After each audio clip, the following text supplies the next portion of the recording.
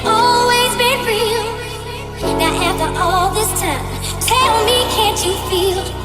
My feelings for you have always been real. Now after all this time, tell me, can't you feel? Tell me, can't you feel? Tell me, can't you feel? Tell me, can't you? Tell me, can't you? Tell me, can't you feel? Now we're Welcome back, amigos and amigos, to my channel. Today we have a brand new Nintendo DIY. Huge congratulations to Pokemon for announcing not only Pokemon Diamond and Pearl, but they also announced the release date for Pokemon Legends Arceus. Very, very cool. Really excited. Let me know in the comments below if you'll be pre-ordering any of those. But let's jump into this brand new Nintendo DIY. Of course, all materials will be listed down below in the description, so make sure you guys check out all those links. They are directly off of Amazon too, so you can get the exact materials I'll be using in this video. This is the absolute most gorgeous Nintendo DIY I've ever made. I absolutely love these Pokeball Pokemon coasters.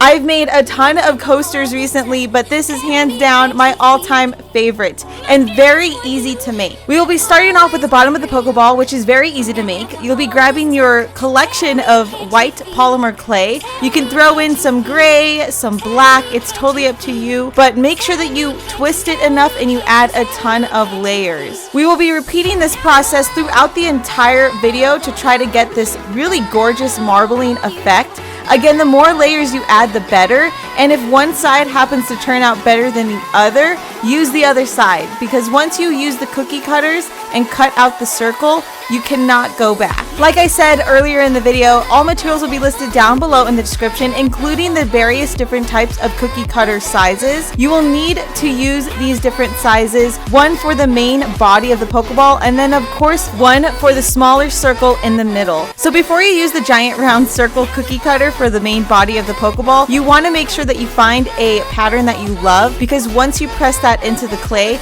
you cannot go back. I will explain further how to create more layers to get the perfect marbling effect later on in this video, so stay tuned. I know this is pretty quick, but we're gonna go through this first part because I will repeat this whole entire process with the red polymer clay. So grabbing your very sharp straight edge X-Acto cutter, again, it's very sharp, so please be very, very careful. You're going to cut the circle in half. Make sure it's even. Again, take your time. Really look at the marbling and where it flows, because where you cut it is how the Pokeball is going to look overall. One trick that I absolutely love is trying to match up some of the marbling to the top and bottom of the Pokeball. It'll allow the Pokeball to flow much better. What you don't want to do is put a top and bottom together where the top flows horizontally and the bottom flows vertically. So here are my quick tips to getting the perfect marbling using polymer clay. So of course you want to start off with various different colors,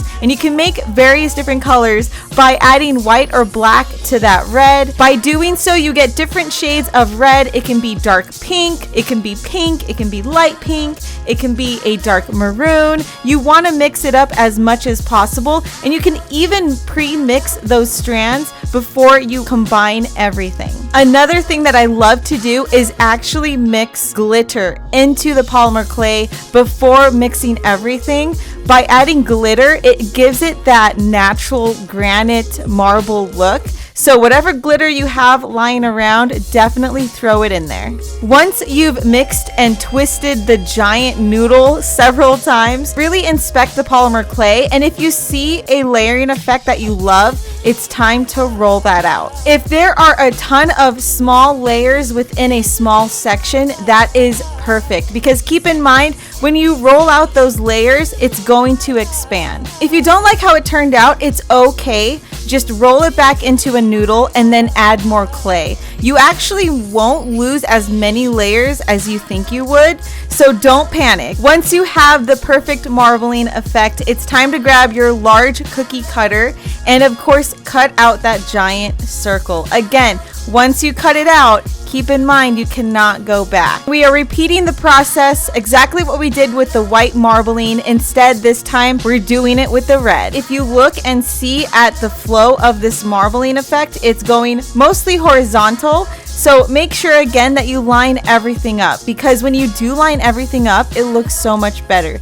regardless if it's horizontal or vertical. So funny enough, I found out later on that it is so much easier to work with polymer clay by using wax paper. It allows for the polymer clay not to stick on the tabletop. So go ahead and grab your wax paper. It just makes it so much easier, and plus you'll be baking your coasters on this wax paper later on. So now it's time to go ahead and grab your smaller cookie cutter. You'll be using that for the middle of the pokeball. If I had to change one thing that I did about this Nintendo DIY, it's the marbling effect for both the middle and bottom of the pokeball. I really wish that I had used a darker white marbling effect for the bottom of the pokeball and a lighter, brighter effect for the middle.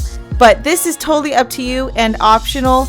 If I had to change something, that's probably what I would change. If you plan on making this Nintendo DIY or any DIY on my channel, please share it with me on Twitter, Instagram, and Facebook. All of my social media is down below in the description, so please give it a follow. So once you've placed all 3 pieces of your Pokeball together, it's time to lightly roll it out. And by doing so, it merges all the layers together. Not only will you be heating up, depending on your clay, at 275 for 15 to 30 minutes, you can actually go ahead later on and super glue it or put fabric at the back of your coasters. So when it comes to painting the iconic black lines on your Pokeball, it's easier to just use painter's tape to make those lines evenly. I like to eyeball everything, of course, but again, use painter's tape to make it a lot easier on you. As far as the circle in the middle goes, it's, again, for me, I like to eyeball it. You can use painter's tape. It's totally up to you. As far as painting goes with any DIY, the more layers you add, the better it's going to look. Just make sure that you wait for each layer to dry before adding another one. Luckily, when it comes to making this Nintendo DIY, you'll end up with 2 Pokeballs regardless, so definitely check out all the various different types of Pokeballs out there in the Pokemon world. So if you're wondering how to make other different types of Pokeballs, here is a prime example by using the Love Ball. You'll be repeating the entire process up to this point, so the only difference will be you making different colors of the polymer clay depending on what type of Pokeball you'll be making. So here, for example, I made a very light pink, and I also used a heart-shaped cookie cutter to cut out the heart. If you don't have a cookie cutter in the shape that you need, simply use an X-Acto to cut out any of the pieces. This has been one of my all-time favorite Nintendo DIYs. Let me know in the comments below if you'll be making this, and if you do, hashtag it Nintendo DIY on my social media, Twitter, Instagram, and Facebook. I would love to see it. Let me know in the comments below if you'll also be getting any of the new exciting Pokemon game titles for the Nintendo Switch.